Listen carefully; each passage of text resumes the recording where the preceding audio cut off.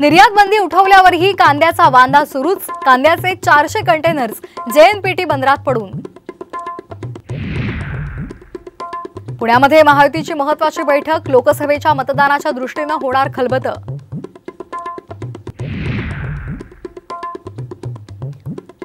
तिसऱ्या टप्प्यातल्या मतदानानंतर आता लक्ष नाशिककडे। मुख्यमंत्री आज नाशिकमध्ये प्रचार सभेसह पदाधिकाऱ्यांच्या गाठीभेटी।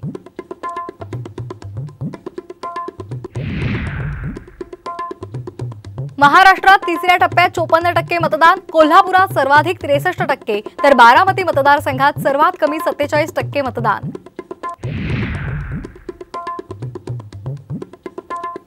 मुख्यमंत्र्यांची सुरक्षा भेदली। वांद्रे वरळी सीलिंगवर तरुणाकडून शिंदेंच्या ताफ्याचा पाठलाग। सोशल मीडियावर रील बनवणाऱ्या तरुणाला अटक।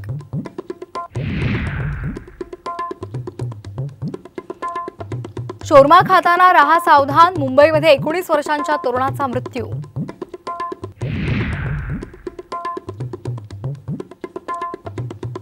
ऐन उन्हाळ्यात गोंदियामध्ये गारपिटीचा तडाखा। पिकांचं अतोनात नुकसान। नागपूरलाही अवकाळीनं झोडपलं।